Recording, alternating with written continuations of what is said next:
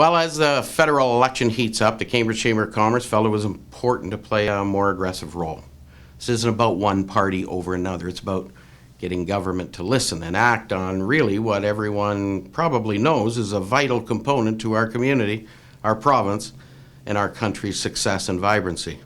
So I'm pleased to announce a message that we're encouraging every Chamber of Commerce, and everyone for that matter, to adopt. Small business is too big to ignore. You see, 69.7% of private sector workforce in Canada are employed by small businesses with 99 employees or fewer. The vast majority of you work for companies or organizations who are defined as small business. There are a little over 1,107,000 employer businesses in Canada, and over 1 million of them are small businesses. In fact, 98.2% of all employer businesses in Canada have under 100 employees. What is always lost in the weeds is the impact of small business. You see, 80% of all new jobs in Canada are created by small business, which in of itself should place the importance of protecting and prioritizing small business as simply common sense. Yet government, led by a bureaucracy who are largely fearful of small business attitudes, seemingly ignores this very vital group. 27% of Canada's entire GDP comes from small business. Yet many small businesses don't even export because their market is local. You see, small business is your neighbor, your friends. You deal with them every day in local stores and repair garages. You buy gifts for family and friends in small businesses in your community every single day. Your kids get summer jobs with small businesses, and based on the national statistics, you work or own a small business. There are many government programs to help businesses grow and explore new markets, but few of them meet the test of supporting small businesses. While most of our economic growth will come from small businesses, largely, they're left to figure all that out on their own. And access to capital from traditional banks, well, to say the least, it's limited, if not even non-existent. We want to know from every national party what they plan on doing to help small business grow, create jobs, and open new markets. And of course, along the way, improve our local economy. I speak to many small businesses who are challenged when they need to hire a skilled worker. And for most small businesses, when they need someone, they need them now. Not after piles and piles of paperwork are completed and reviewed by some bureaucrat. And we have some wonderful new immigrants that have just moved to Canada, but few of them match the skills that are needed right now. Why? Because the government, or rather the bureaucracy, doesn't listen to small business needs. We're the largest employer in the country and most important piece of our economic puzzle.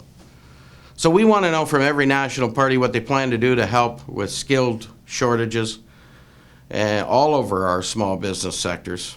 Will they finally listen to small businesses' concerns over the temporary foreign worker program? Well, we sure hope so. Red tape has always been a burden that hurts small business most as well. Every government has promised to cut red tape. Not sure if they even understand what the word cut means, because the fact is nothing is any easier to do today than it was yesterday. Small business owners haven't the time to do reams and reams of paperwork every single day to satisfy some bureaucrat. They're trying to make a buck, create jobs, and inspire the local economy. We aren't talking about eliminating needed regulation, but please, the red tape issue with any government is really a mechanism to make work. Senseless, mindless red tape that simply halts growth. We want to know from every national party what they plan to do to gut red tape, not cut for small business. Will anyone ever really tackle this issue?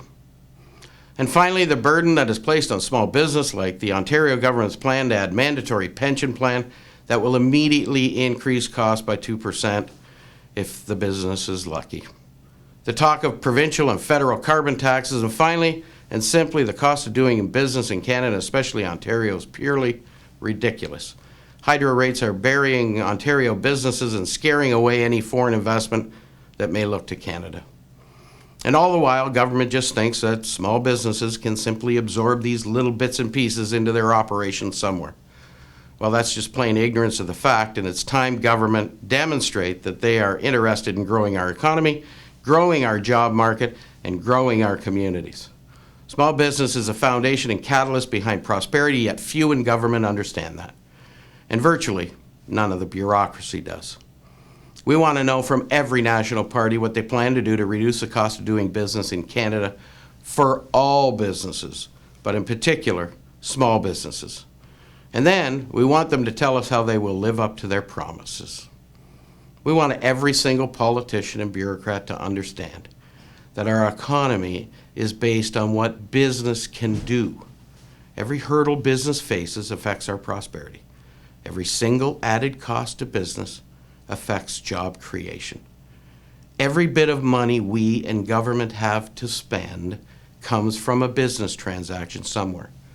Hurting business takes money out of society. Taking money out of society restricts what we can do collectively to make our environment better, our streets safer, our children better educated, our hospitals better funded, and our social services stronger. And of course, our economy more vibrant. You bet small business matters, and you bet small business is too big to ignore.